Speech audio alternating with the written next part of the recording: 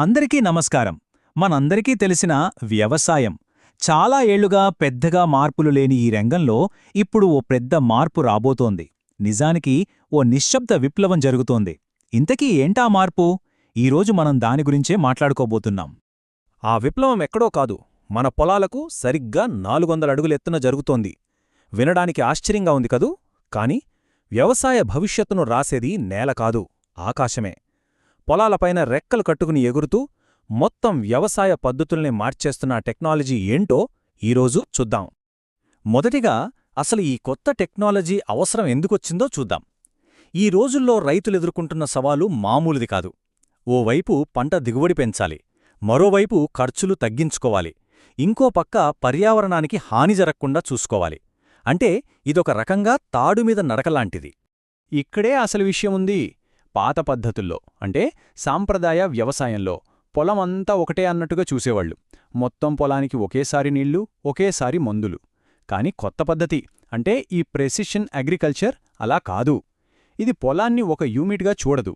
ప్రతి మొక్కని, ప్రతి భాగాన్ని ప్రత్యేకంగా గమనిస్తోంది. ఎక్కడ ఎంత అవసరమో అక్కడికే అంత అందిస్తోంది. చూసారా, ఈ తేడానే మొత్తం ఆటను మార్చేస్తోంది. సరే, ప్రతి మొక్క అవసరాన్ని గుర్తించి దానికి తగ్గట్టుగా పనిచేయడం, ఇదంతా వినడానికి బావుంది. కాని దీన్ని ఆచరణలో పెట్టేదెవరు? ఆ కీలక సాంకేతికత ఏంటి? అదే మన ఎగురే ట్రాక్టర్, అదే డ్రోన్. సాంకేతికంగా దీన్ని మానవరహిత వైమానిక వాహనం లేదా యుఏవి అంటారు. కాని వ్యవసాయంలో దీనికి ఓ భలే పేరు పెట్టారు, ఎగిరే ట్రాక్టర్. ఈ పేరు ఎంత సరిగ్గా సరిపోతుందంటే, కింద నేలమీద ట్రాక్టర్ చేసే పనులనే ఇది గాల్లోంచి చేస్తుంది. కాని చాలా వేగంగా, చాలా ఖచ్చితత్వంతో. ఓకే, ఎగిరే ట్రాక్టర్ అని అంటున్నాం. సరే, ఇంతకీ ఇది పొలంలో ఏం చేస్తోంది? దాని కళ్లకు ఏం కనిపిస్తోంది? ఆ విషయాలిప్పుడు వివరంగా చూద్దాం. డ్రోన్ పనిచేసే విధానం చాలా సింపుల్గా 3 దశల్లో ఉంటుంది. మొదటిది, పొలం మొత్తం మీద ఎగిరి ఒక 3D మ్యాప్ను తయారుచేస్తుంది. స్టెప్ 2, తనకున్న స్పెషల్ సెన్సార్లతో పంట ఆరోగ్యాన్ని స్కాన్ చేస్తుంది. ఇక ఆఖరిది, మూడో స్టెప్, ఆ వచ్చిన డేటాని బట్టి ఏ మొక్కకు ఏది అవసరమో ప్లాన్ చేసి చర్య తీసుకుంటుంది. ఎంత స్మార్ట్ కదా! రైతులకు ఎప్పుడూ ఉండే పెద్ద తలనొప్పి ఏంటంటే, పంటకు ఏదైనా తెగులు వచ్చినా లేదా నీళ్లు సరిపోకపోయినా అది మన కంటికి కనిపించేసరికి చాలా ఆలస్యమైపోతుంది. అప్పటికే జరగాల్సిన నష్టం జరిగిపోతుంది. మరి ఈ సమస్యకు డ్రోన్ దగ్గర పరిష్కారం ఉందా? చూద్దాం. ఖచ్చితంగా ఉంది. దాని పేరే NDVI. ఇదొక స్పెషల్ టెక్నాలజీ. దీన్ని డ్రోన్ల సూపర్ పవర్ అని కూడా చెప్పొచ్చు. సింపుల్గా చెప్పాలంటే, మొక్కలు సూర్యరశ్మిని ఎలా వెనక్కి పంపిస్తున్నాయో ఈ టెక్నాలజీ గమనిస్తుంది. ఆరోగ్యంగా ఉన్న మొక్క ఒకలా పంపిస్తే, నీరసంగా ఉన్న మొక్క మరోలా పంపిస్తుంది. ఈ తేడాని పసిగట్టి రంగురంగుల మ్యాప్లా మన ముందు పెడుతుంది. అంటే సమస్య మన కంటికి కనిపించడానికి కొన్ని వారాల ముందే డ్రోన్కు తెలిసిపోతుంది.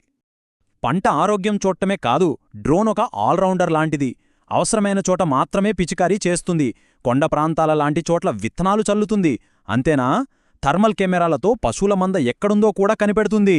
ఇక వరదలు, తుఫాన్ల లాంటి వచ్చినప్పుడు ఎంత నష్టం జరిగిందో అంచనా వేయడానికి డ్రోన్ కంటే వేగంగా పనిచేసేది ఏదీ లేదు. సరే, డ్రోన్లు ఇవన్నీ చేస్తాయని తెలిసింది. కాని దీనివల్ల రైతుకు, మనకు కలిగే అసలైన లాభాలేంటి? ఆ డిజిటల్ పొలాల రుచి ఎలా ఉంటుందో ఇప్పుడు చూద్దాం. ఈ చార్ట్ చూడండి. ఇక్కడ విషయం చాలా స్పష్టంగా ఉంది. పాత పద్ధతులతో పోలిస్తే డ్రోన్లు వాడినప్పుడు రసాయనాల వాడకం ఎంతగా తగ్గిపోయిందో గమనించవచ్చు. అంటే రైతుకు డబ్బు వాదా, మన భూమికి ఆరోగ్యం. మరి ఎంత తగ్గుతుంది? దాదాపు 20-35% వరకు. ఇది చిన్న విషయం కాదు. కేవలం అవసరమైన చోటే మందులు చల్లడం వల్ల ఇంత పెద్ద మార్పొస్తుంది. ఇదంతా ఖచ్చితత్వం వల్లే సాధ్యం. మొత్తంగా చూసుకుంటే లాభాల పంట పండుతోందనే చెప్పాలి.